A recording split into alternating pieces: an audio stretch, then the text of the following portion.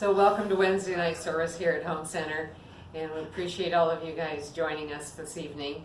So we're going to be having a couple of speakers tonight. We're going to be having Reverend Kindra Gans and Reverend J. Smith sharing a message with us. So I really look forward to that. In the meantime, help me welcome Dick Walker sharing with us the prayer.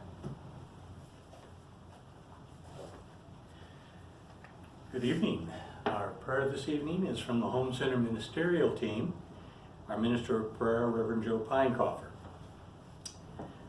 On this beautiful evening preceding Father's Day, we wish all fathers a happy and blessed day as we begin celebrating Father's Day for an entire week. Anyone needing a father figure this week, see Reverend J. I think he'll do okay. Quite well, actually. Throughout history, fathers and sons have been our protectors and our lovers. It's what they do, so at least once a year, we can honor them for their service to our families. This year, 2020, let us honor them for the entire week leading up to Father's Day. So in love and light, and God's protection to our fathers, amen. I turn it over to Reverend Match. Yeah, so it occurred to me this week that we are already at the summer solstice. It's this Saturday. I don't know where this year has gone. I'm not even noticing the length of the days because our weather has continued to be quite cloudy and rainy periodically or frequently. It seems like it's raining quite a bit. But nonetheless, it is that season of change and transition.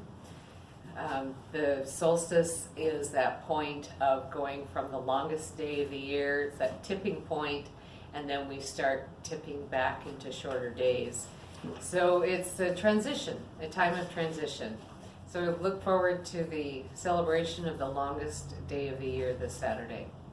So let's get on with our messages. So we're going to start out with Kindra. She's going to be sharing a message about or information about a tarot card. And tarot cards is something that we do use here at Home Center, and we are very comfortable with them. And it's something that we just use as a tool. And we encourage people that are comfortable with them to use them as a tool also. Sometimes we just need something outside of ourselves to help give us some clarity or guidance.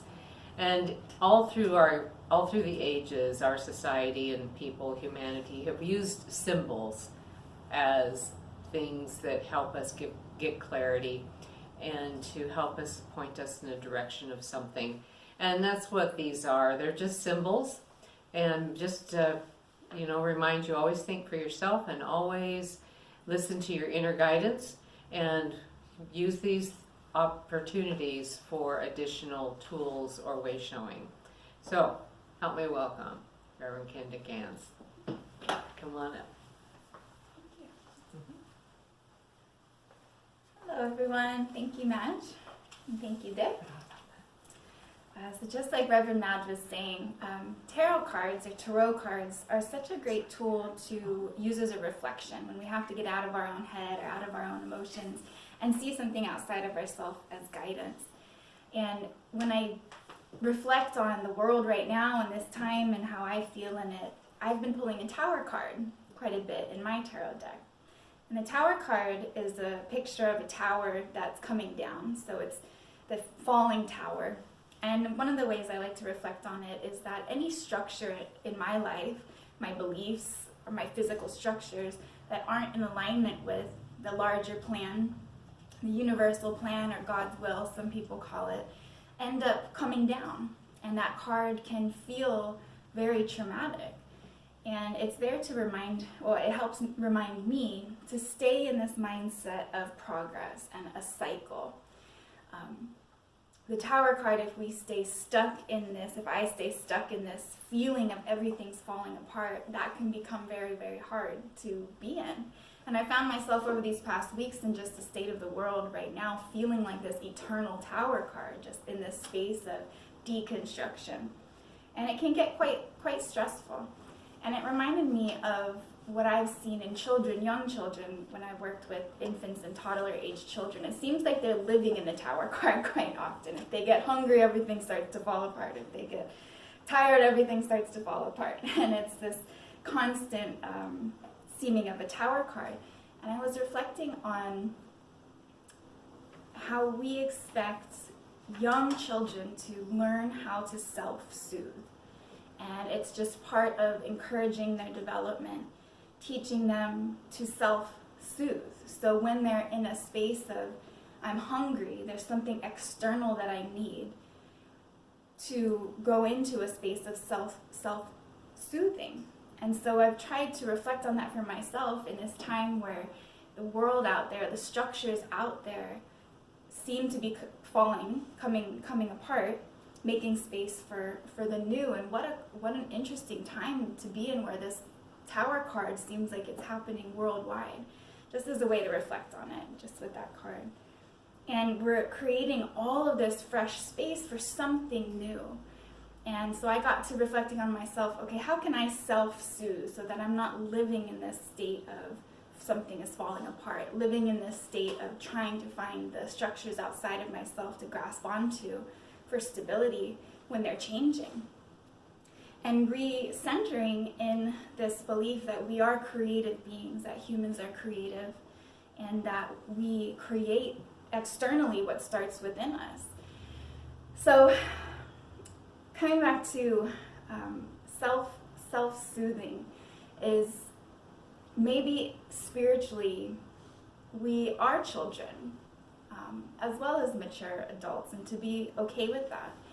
And to try within all of this turmoil or all of this environment in the world right now to come to that place of internal centering so that we can create. And we can bring into all of this fresh space that's being created something beautiful for humanity. And I was reading about the planets Saturn and Jupiter that are both moving into Aquarius, the sign of Aquarius, in December. So they're going to both be there together for at least a year, which is going to be new. We haven't felt that. And the age of Aquarius and the humanitarian, we're going to have so much support to build. So I wanted just to offer, in tarot, there's 4 parts of the deck, which helps us reflect on our emotions, our mind, our body, and our will, or the warmth within us, just those 4. And it's kind of like the cycles of the season, the summer and the warmth, and the spring and the new, and the winter and the fall, to remember that everything is happening in these cycles of creation. So we're never stuck, we never get stuck.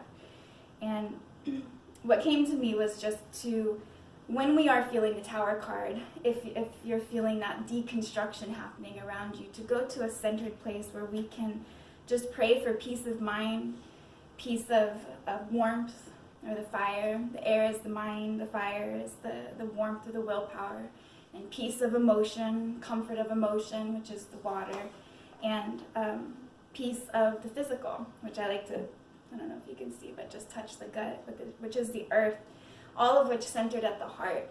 So when I feel the tower card coming into my awareness, I've been just asking peace of mind, peace of fire, peace of water, peace of earth, all centered at the heart. And from that space, may I create into this world the new structures that are going to support all of us. So thank you so much. And I'd like to invite up Reverend Jay. That was quick.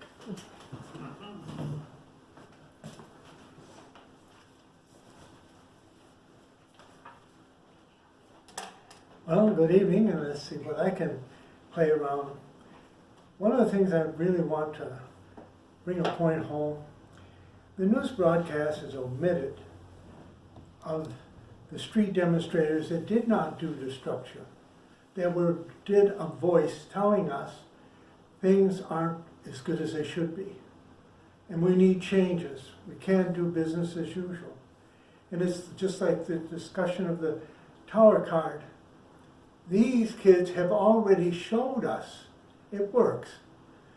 The only ones we haven't helped are the ones that done destruction afterwards. And they're the ones that needs help. And we need a police department that is understanding that they may not have got this training at home, they may not have got it in school, They may have just got it on the neighborhood out in the street because they're disposable people. And nobody's disposable.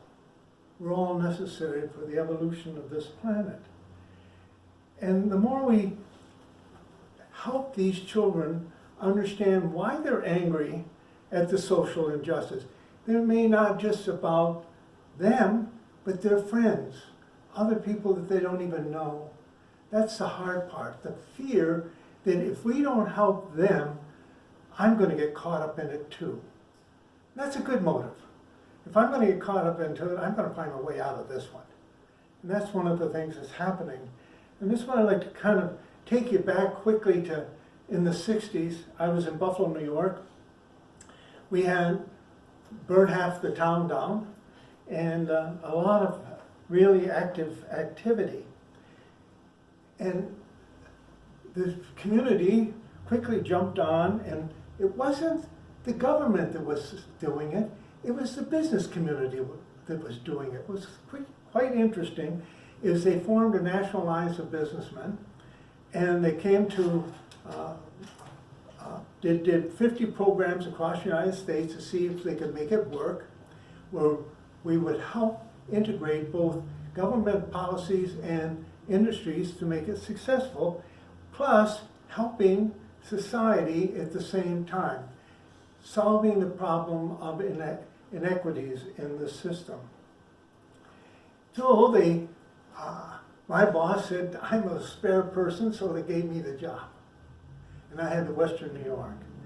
And the federal government required all government contracts, they had to apply equal opportunities and affirmative action plans, which included women, minorities, handicapped, and veterans. And the action began with the industries. We became a partnership, going together, figuring out what was working and what wasn't, what tests did we need, and they found out that these people that they were bypassing were the best producers because they really in tune with the project they were doing. So we had all kinds of employment going on all over. And it was not hiring just people, we were hiring talent. And I was amazed at CEOs come up to me and said, well, we got this problem. And I'll give you a simple one. They had a telephone company had a splicer and a splicer helpers. You know, when you drive down the street to see these guys looking down the manhole and there's an air duct going down there. There's two people down there working, putting the telephone lines together. And they hired a lot of women and minorities and put them down there in the hole. And it was all right when they worked 8 hours, but when they went overtime, we have a strange culture. You can work 8 hours and nothing's going to go wrong. But you go into overtime, hanky-panky might take place. And the person at home is worried about that more than anything else.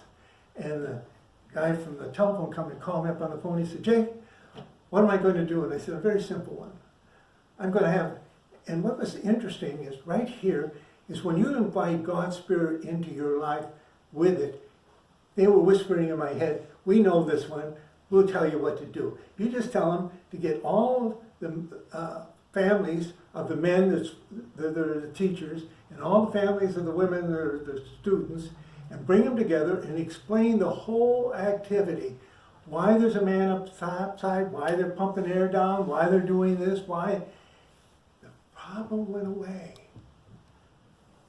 And it was almost like catching fire when we were experimenting with companies dealing with the way they do business and allowing other people to come in and do the same work and not just preclude women or handicapped or minorities. Everyone has a talent and they can be used successfully in the business world.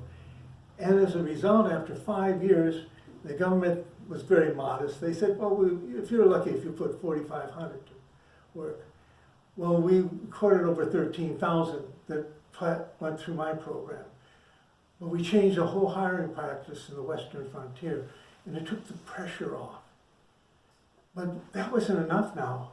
We're educating children. Look at the knowledge is available to all of us by just our cell phone. What we have access to. And it doesn't mean what gender it is who has the talent to run those machines. I got to raise my hand. I do not do well with a cell phone. I'm 90 and it's just a little bit out of my range. So I have people help me all the time. And you know, it's the best conversation bit. You go up to somebody and says, I don't know how to make this thing work. Do you show me?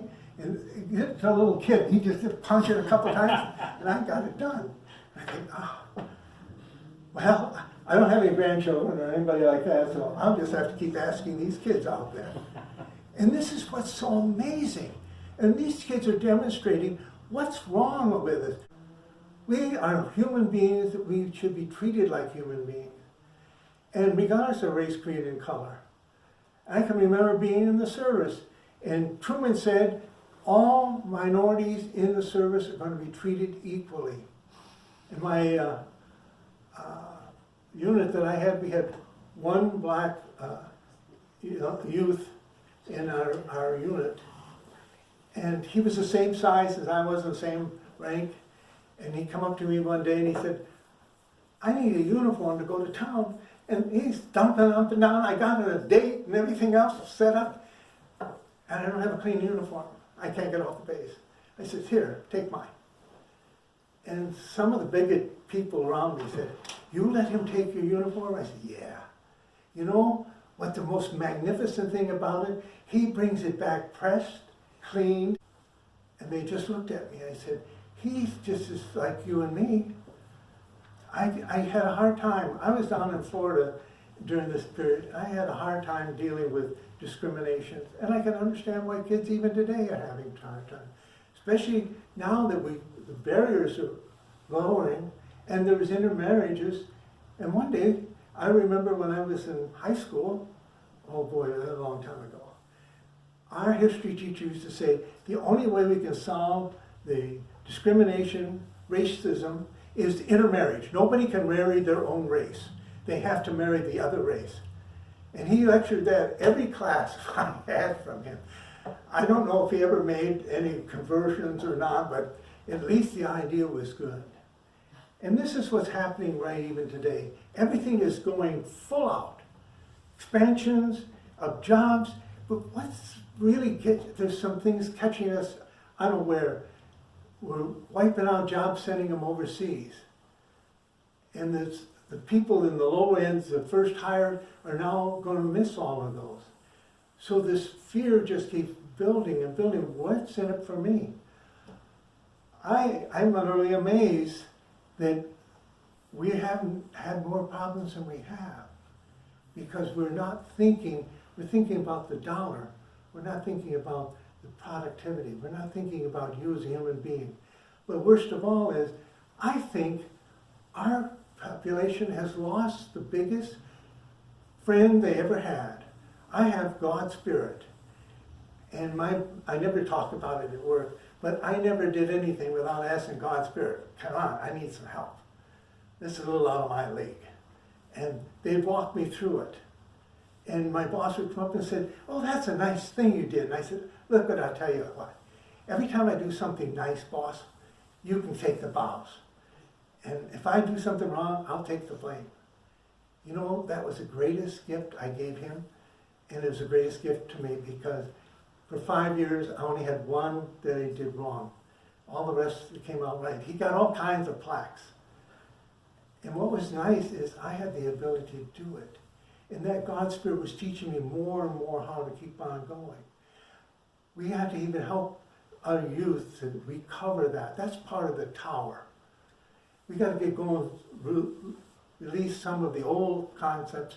And what is the new one? That person from the other side can help us stay current with whatever is going on in this world. Changes are coming, and it's going to keep growing. And that tower is going to keep coming down, and it's going to keep on going. We're going to have, just imagine, if we do this right, I wonder if all of you that are not even born yet, if there's some souls running around, but I want to build something for you already. So when you come here, you only have to work 2 days a week. You will have to go and play for 5.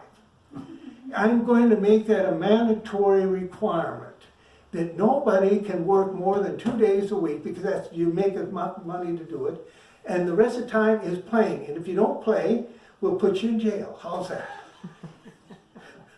That will work it backwards, right?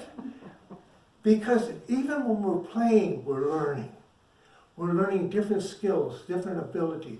There isn't a thing we can do all day, unless we sleep all day and night, that we're not becoming more. And we need you all, regardless of your race, creed, color, national origin, whatever, because you have a talent that I don't have. And I need someone to walk along with me to make it possible. And that's what I look to all of us. Even those out there that figure they have fear about what's going to happen to them if they become obsolete. You only become obsolete when you quit learning. You just let go. And that's the worst thing you could ever do. But think of this. If I'm expecting to, they've already said you can live more than 100 years, and I'm going for 100. That's only 10. But I wouldn't mind staying around for 110 years, because I want to get in on that 2 days a week working and 5 days a week playing, and have enough money to go and do the playing. Because we all of us, have invited the creative forces of this environment to come in and help us to be more.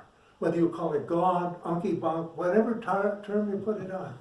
Invite the intellect, consciousness of the universe that's in your world. And when your tower starts falling down, don't just sit there and suck your thumb. Just say, hey guys, I'm stuck again. Now let's bring me up to speed. Bring me up to work. Open the door. Don't be afraid. I remember when one more thing before I quit, I run off script again, as normal. But when I got my master's degree at the university, my mother and father didn't even come to my graduation, because they couldn't have figured out how any universe would give me a master's degree, because when I was going through high school, I had a more red report card than green. What I used to do is, when I answered just enough questions to get a 72.5, I'd quit.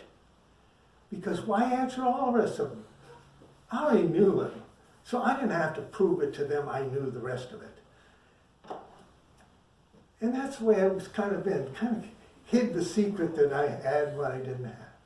And part of it is what we're going to do right now. We're going to do a little meditation, and I want you to come with me. Come and close your eyes, and we're going to lift up our eyes unto the hills from whence came our help.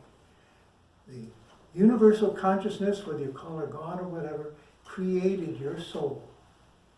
And between you and that Creator, you chose this physical body, you chose this time to come here and burst forth all the skills and abilities and wisdom and knowledge and your connection to the universe, all of this.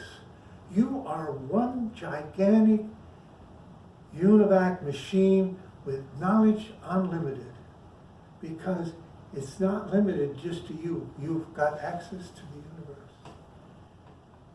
And what I'm going to do is going to give myself permission to walk along with my God Creator, the angel that He gave me. And we're going to become a unit. And we're going to explore everything of my physical talents and my connection to the universe, so I will never be obsolete.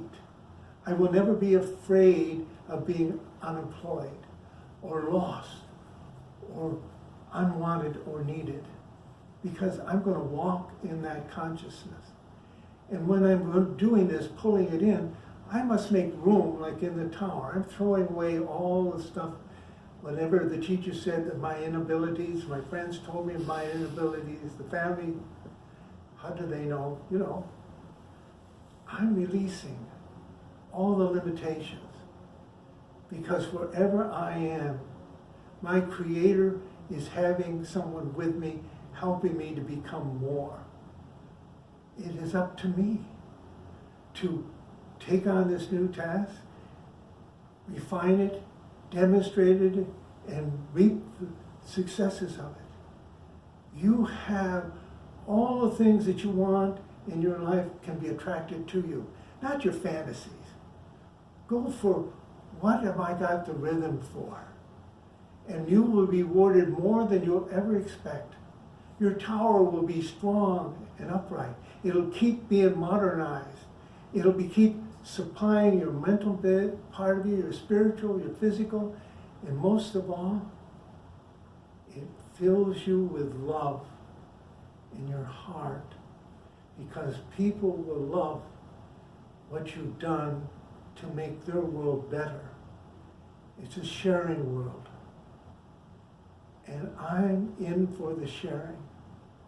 And you benefit by the sharing.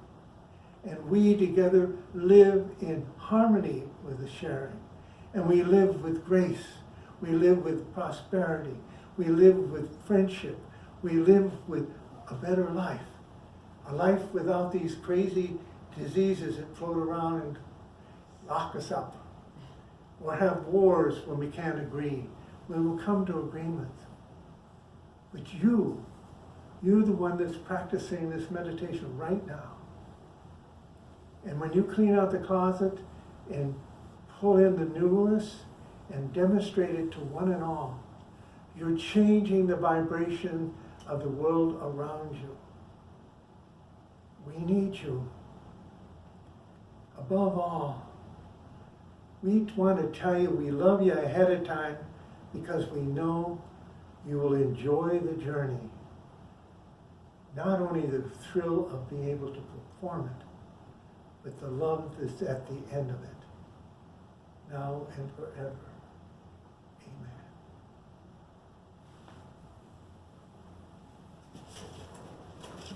Now, I give you Reverend Madge. Well, thank you so much, Reverend Kindra and Reverend Jay, for those messages and that information sharing. It was very useful. I really appreciate that. And thank all of you for being here with us this evening, and we hope you enjoyed our service. And we really look forward to a time when we can come back together. We know that will happen, and we look forward to when that does. We are accepting donations, and you can find the mailing address at the end of our video here. It'll be displayed, and we also have an account on the website that you can make a donation with. So we appreciate that. Donations are coming in. We are being supported, and we're very grateful. And thank you to all of you that have been making those donations and providing us with that support here at the Home Center. So love to all of you. We love you guys, and we can't wait till we come back together again. And many blessings.